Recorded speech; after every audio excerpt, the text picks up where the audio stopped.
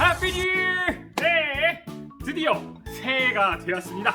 그리고 오늘은 바로 새해 첫 번째 주일 예배예요. 아쉽게도 우리가 새해 첫 예배를 교회에서 드리지 못하고 각자 집에서 온라인으로 예배를 드리게 되었어요. 특히 오늘은 우리 유치부에서 올라온 1학년 친구들이 처음으로 초등부 예배를 드리는 날인데 아쉽게도 교회에서 드리지 못하고 집에서 온라인으로 예배를 드리게 되었어요. 하지만 여러분, 우리가 비록 이 시간 집에서 온라인으로 예배를 드리지만 지금 이 시간은 우리가 새해 첫 번째 예배니까 우리가 더욱더 열심히 예배를 드렸으면 좋겠습니다. 우리가 새해 첫 예배를 아주 멋지게 온 마음을 다해 이 시간 우리가 드리겠다고 다짐하는 시간이 되었으면 좋겠습니다. 혹시 설마 새해 첫 예배를 지금 이 시간 침대에서 누워서 드리는 친구는 없겠죠? 아니면 뭘 먹거나 게임을 하면서 장난감을 갖고 놀면서 예배 드릴 친구는 없겠죠? 네, 이 시간 우리 다 같이 기쁘고 즐거운 마음으로 하나님께 예배하는 시간 되었으면 좋겠습니다. 네, 우리 올해의 말씀 다 같이 읽도록 하겠습니다. 올해의 말씀은 잠언 3장 5절에서 6절이에요. 우리 다 같이 올해 새로운 우리 초등부의 말씀 다 같이 읽어보도록 하겠습니다. 너는 마음을 다하여 여호와를 신뢰하고 내 명철을 의지하지 말라. 너는 범사의 그를 인정하라. 그리하면 내 길을 지도하시리라. 잠언 3장 5절에서 6절 말씀. 아멘. 네, 다 같이 사도신경 외우도록 하겠습니다. 전능하사 천지를 만드신 하나님 아버지를 내가 믿사오며 그 외아들 우리 주 예수 그리스도를 믿사오니 이는 성령으로 잉태하사 동정녀 마리아에게 나시고 본디오 빌라도에게 고난을 받으사 십자가에 못 박혀 죽으시고 장사한 지 사흘 만에 죽은 자 가운데서 다시 살아나시며 하늘에 오르사 전능하신 하나님 우편에 앉아 계시다가 저리로서 산 자와 죽은 자를 심판하러 오시리라. 성령을 믿사오며 거룩한 공예와 성도가 서로 교통하는 것과 죄를 사하여 주시는 것과 몸이 다시 사는 것과 영원히 사는 것을 믿사옵나이다. 아멘. 네, 여러분, 지금은 무슨 시간일까요? 네, 바로 즐거운 찬양 시간이에요. 우리 다 같이 율동하며 하나님을 찬양할 건데요. 우리 1학년 친구들도 율동을 잘 보고 따라하면서 하나님을 예배했으면 좋겠습니다. 할 수 있죠? 네, 그럼 우리 모두 다 같이 기쁘고 즐거운 마음으로 하나님을 예배하도록 하겠습니다. 1, 2, 3, 4.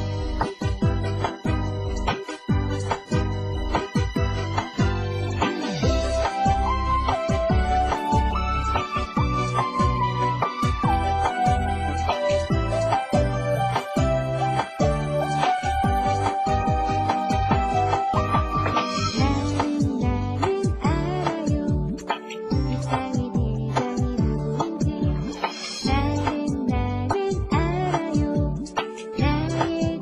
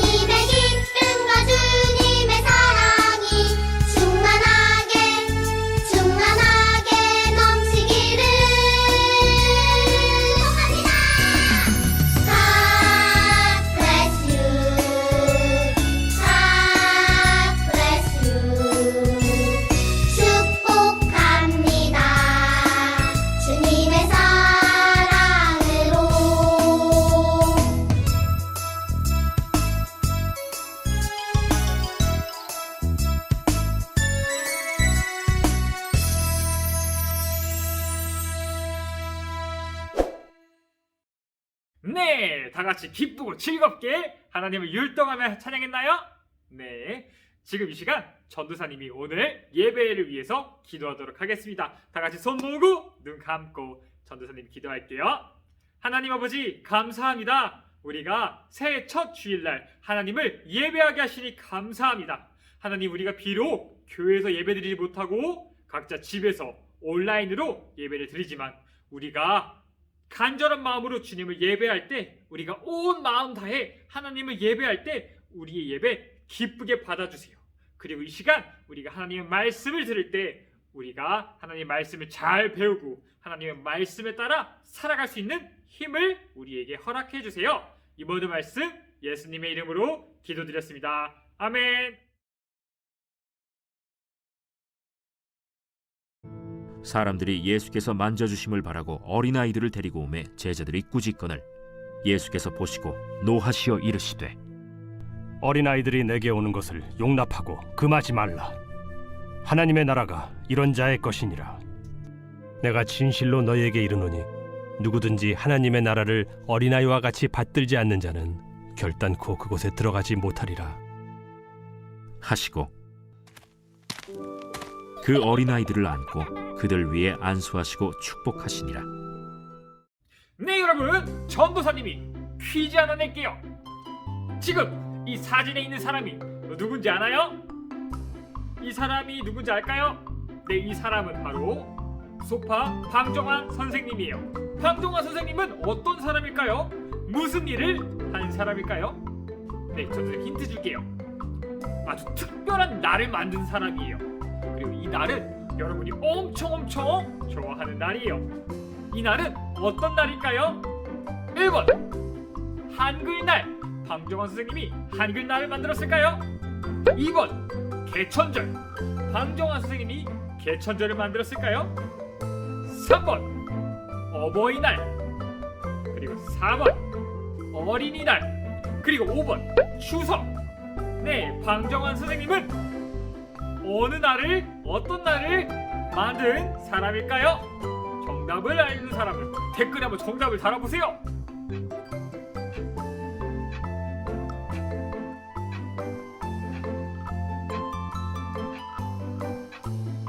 네, 바로 정답은 4번 어린이날이에요. 방정환 선생님은 어린이날을 만들으셨어요. 네, 여러분, 근데 방정환 선생님은 왜 어린이날을 만들었을까요? 본인이 어린이날 선물을 받고 싶어가지고 어린이날을 만드셨을까요? 그건 아닐 거예요. 왜냐하면 방정환 선생님이 어린이날을 만들었을 때 이미 방정환 선생님은 나이가 많은 어른이었어요. 그럼 방정환 선생님께서는 왜 어린이날을 만드셨을까요? 왜냐하면 옛날에 방정환 선생님이 살았을 때는 사람들이 어린이를 존중하지 않고 무시했어요. 어린이는 잘 모르고 힘이 약하니까 어른들이 무시하고 제대로 존중하지 않았어요. 이걸 본 방정환 선생님은 아주 속상했어요. 어른들이 어린이를 잘 보살펴주고 존중해줘야 되는데 어른들이 아이들에게 막대하니까 이것이 너무나도 속상해서 어린이날을 만드신 거예요. 방정환 선생님은 어른들에게 어린이를 존중해야 합니다 라고 알려주고 싶었어요. 그래서 어린이날을 만들어서 어른들이 어린이들을 존중하도록 했어요. 그리고 어린아이들이 어른들의 존중을 받으면서 무럭무럭 씩씩하게 자라서 우리나라의 훌륭한 사람들이 됐으면 했어요. 그래서 어린이날을 만든 거예요. 그래서 방정환 선생님께서 어린이날을 만들어서 우리가 어린이날 학교도 안 가고 부모님과 좋은 시간 보내고 놀러 가기도 하고 또 때로 선물도 받을 수 있는 거예요. 그런데 여러분, 방정환 선생님보다 어린이를 더욱더 사랑하신 분이 있어요. 누굴까요? 어떤 분이 어린이를 정말로 사랑했을까요? 네, 우리 다 같이 한번 오늘 말씀을 통해 알아가 보도록 할게요. 예수님이 사람들에게 말씀을 전하시고 또 사람들의 병을 치유하시자 많은 사람들이 예수님께 몰려들었어요. 예수님의 말씀을 듣고 싶어하고 또 예수님을 통해서 병이 치유되고 싶어서 예수님을 찾아왔어요. 특히 어떤 사람들은 자신의 아이들을 데리고 왔어요. 예수님께서 아이들에게 손을 얹으시고 기도해 주시기를 간절히 바라면서 아이들을 예수님께 데리고 나왔어요. 예수님께 우리 아이를 데리고 가서 기도해달라고 해야겠다. 아들아, 우리 함께 예수님께 축복 기도 받으러 가자. 우와, 예수님한테 가서 축복 기도해달라고 해야지. 여러분, 예수님은 아이들을 좋아하셨을까요? 싫어하셨을까요? 네, 예수님께서는 아이들을 아주 좋아하셨어요. 구약시대 때부터 하나님께서는 고아와 과부에게 잘 보살펴줘야 된다고 말씀하시고, 또 여자와 어린아이처럼 약한 사람들을, 도움이 필요한 사람들에게 도움을 줘야 된다고 말씀하셨어요. 그래서 예수님은 아이들을 매우 사랑하셨어요. 하지만 옛날 이스라엘 사람들은 어린아이들을 존중하지 않았어요. 우리나라도 아까 전도사님이 말했죠? 어린아이를 무시했다고. 이때도 더 그랬어요. 이스라엘 사람들은 사람들 숫자를 셀 때 어린아이는 세지 않을 정도였어요. 그래서 사람들은 어린아이를 무시하고 그들을 존중하지 않았어요. 그래서 사람들이 자신의 아이를 데리고 와서 예수님께 축복해달라고 하려고 할 때 제자들은 그들의 길을 딱 막아섰어요. 그리고 제자들은 그 사람들에게 이렇게 말했어요. 오호, 지금 우리 예수님 바쁘신 거 안 보이니까? 지금 예수님은 어른들 만나기도 바쁜데 어떻게 예수님이 이 꼬맹이들을 만난단 말입니까? 에이, 꼬맹이들은 어서 저기 집에 가거라. 에휴, 우리 예수님은 어른들에게 기도도 해주고 어른들에게 말씀도 가르치느라고 아주 바쁘신 분이라고요. 이런 꼬맹이들을 상대할 시간이 없단 말입니다. 그냥 이 꼬맹이 데리고 빨리 집으로 돌아가세요. 우리 예수님은 아주 바쁜 분이라고요. 네? 저는 예수님을 만나고 싶다고요. 너무나도 많은 사람들이 예수님을 찾으러 왔어요. 그래서 예수님은 어른들하고만 대화를 나눠도 시간이 부족할 정도였어요. 그런데 예수님이 언제 어린아이들에게 가가지고 그들에게 손을 얹으시며 축복할 시간이 있으시겠어요? 하지만 이런 제자들을 향해 예수님께서는 꾸짖으셨어요. 너희들은 어린아이들이 내게 오는 것을 막지 말거라. 어린아이들이 나에게 오도록 하거라. 그리고 더욱 놀라운 말씀을 하셨어요. 하나님 나라는 이런 어린아이와 같은 사람들의 것이니라. 그리고 예수님께서는 이 말씀을 하시고 아이들을 자신에게 오게 한 다음에 아이들의 몸에 손을 얹고 아이들에게 축복하며 기도하셨어요. 여러분, 다른 사람들은 아이들을 무시하고 아이들을 존중하지 않았어요. 그런데 이때 예수님께서는 아이들을 자신에게 오라고 하시고 또 그들에게 기도하시고 축복해 주셨어요. 근데 그게 다가 아니었어요. 예수님께서는 아주 놀라우신 말씀을 하셨어요. 바로 아이들과 같은 사람이 천국에 올 수 있다고 말씀하신 거예요. 어른들이 더 힘이 세고 더 똑똑하니까 아이들보다 더 훌륭한 사람이라고 생각했어요. 하지만 예수님께서는 어른들이 무시하고 얕잡아 보는 어린아이들이 천국에 올 수 있다고 말씀하신 거예요. 마태복음 18장 4절에서 5절에서는 예수님께서 이렇게 말씀하셨어요. 어린아이처럼 자신을 낮추는 사람이 하늘나라에서 가장 높은 사람이다. 누구든지 내 이름으로 어린이들을 환영하는 사람은 곧 나를 환영하는 것이다.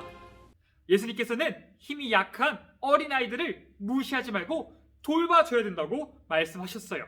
그리고 그 아이들을 섬기는 것이 바로 예수님을 섬기는 것이라고 말했어요. 우리가 힘이 약하고 여리고 어린 사람들을 섬기는 것은 바로 예수님을 섬기는 것처럼 아주 중요한 일이에요. 그리고 예수님께서는 어린아이와 같은 사람이 하늘나라에 갈 수 있다고 말씀하셨어요. 이건 무슨 말일까요? 왜 어린아이와 같은 사람들이 하늘나라에 갈 수 있을까요? 어린아이는 어른보다 힘이 더 약해요. 또 아직까지 많은 것을 배우지 않았기 때문에 어른들이 더 어린아이들보다 더 똑똑해요. 근데 왜 예수님께서는 어린아이들 같은 사람이 하늘나라에 갈 수 있다고 말씀하셨을까요? 그건 어린아이들은 힘이 약하기 때문에 어른들에게 도와달라고 하고 어른들을 의지해요. 이처럼 우리는 우리 힘을 믿고 하늘나라에 가는 게 아니에요. 우리는 우리 힘으로 하늘나라에 가는 게 아니라 하나님, 나는 힘이 약해요. 하나님, 나는 너무나도 부족한 사람이에요. 하나님, 나는 혼자서 살아갈 수 없어요. 그래서 하나님이 필요해요. 하나님 도와주세요. 하나님 나와 함께 해주세요. 하나님이 나와 함께 하시면 나는 할 수 있어요. 나는 혼자서 못하지만 하나님이 나와 함께 하시면 할 수 있어요 라고 고백하는 것이 바로 어린아이와 같은 믿음이에요.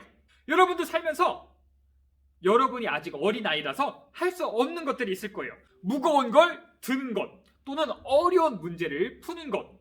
여러분 아직 어려서 할 수 없는 것들이 있어요. 그럴 때 여러분 어떻게 하나요? 네, 엄마 아빠한테 도와달라고 해요. 그럼 엄마 아빠들이 여러분을 도와서 무거운 걸 들 수도 있고 또 아주 어려운 문제를 쉽게 풀 수 있어요. 이처럼 우리는 우리의 힘으로만 하려고 하면 안 돼요. 우리는 우리의 힘으로 할 수 있지 않아요. 그리고 거기서 포기하는 것이 아니라 하나님한테 도와달라고 해야 돼요. 그럼 하나님이 우리를 도와주세요. 우리는 그렇게 살아가는 거예요. 여러분, 우리는 올해 모두 한 살씩 먹고 한 학년씩 올라갔어요. 우리는 작년보다 키도 더 커지고 또 더 많은 지식을 알고 있어요. 하지만 여러분, 우리가 키가 크고 힘이 세지고 공부를 열심히 많이 한다고 해서 하나님의 도움이 필요 없을까요? 아니에요. 오히려 우리는 매일매일 매 순간순간 하나님의 도움이 필요해요. 하나님을 붙잡고 하나님 도와주세요 라고 고백하며 살아가는 거예요. 그리고 또 하나님께서는 우리가 힘이 약하고 우리가 아직 배운 게 많지 않아도 우리가 하나님만을 의지할 때 하나님은 우리를 도와주세요. 그래서 우리를 통해서 아주 훌륭한 일들을 하세요. 비록 우리가 아직 초등학생이지만 우리가 하나님을 의지할 때 하나님과 함께 할 때 우리는 어른들이 할 수 있는 그 일들보다 더 크고 더 놀라운 일을 할 수 있어요. 또 오늘 이 시간에는 유치부에서 올라온 초등학교 1학년 친구들이 있어요. 아직 친구들은 작고 어리지만 우리가 하나님 말씀을 붙들고 하나님께 열심히 기도하며 하나님한테 도와주세요 라고 하면 하나님께서는 여러분을 통해서 아주 놀라운 기적을 행하실 거예요. 하나님께서 어린 사무엘을 사용하셨던 것처럼 어린 다윗을 사용하셨던 것처럼 여러분을 사용하셔서 아주 놀라운 일들을 행하시리라 믿습니다. 저와 여러분 모두 하나님을 붙잡고 어린아이와 같은 마음으로 하나님을 붙잡고 나아가는 우리 주님의 백성 되길 간절히 소망합니다. 전도사님이 기도할게요. 손 모으고 눈 감고 기도하겠습니다. 하나님 아버지 감사합니다. 오늘 너무나도 귀한 말씀 우리에게 들려주시니 감사합니다. 하나님, 우리가 우리보다 약한 사람들을 무시하지 않게 해주세요. 우리보다 나이가 어리다고 우리보다 힘이 약하다고 무시하지 않게 해주세요. 그리고 그 사람들을 존중하는 것이, 그 사람들을 돌보는 것이 바로 하나님께서 기뻐하신다는 것을 우리가 기억하게 해주세요. 그리고 또 주님, 우리가 하나님께 나아갈 때 우리가 어린아이와 같은 마음으로 나아가게 해주세요. 우리가 모든 것 하나님께 맡겨드리며 오직 하나님께서 우리를 도와주실 때 우리가 올바르게 살아갈 수 있다는 것을 우리가 깨달으며 하나님의 도움을 날마다 구하는 우리 친구들이 될 수 있도록 도와주세요. 예수님의 이름으로 기도드렸습니다. 아멘. 네, 여러분, 바로 광고 시간이에요. 네, 초등학교 1학년 친구들 환영합니다.